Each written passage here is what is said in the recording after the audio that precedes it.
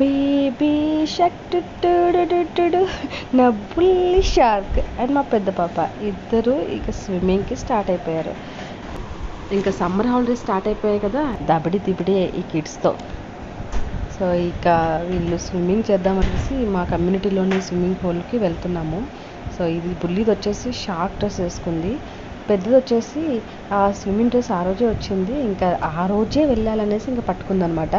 ఇంకా వెళ్ళిపోయి ఇలా స్విమ్ చేస్తూ చిన్న పాప భయపడుతుంది అనుకున్నాను, కానీ అది దిగేసేసి అక్కడ నుంచి రానని చెప్తుంది.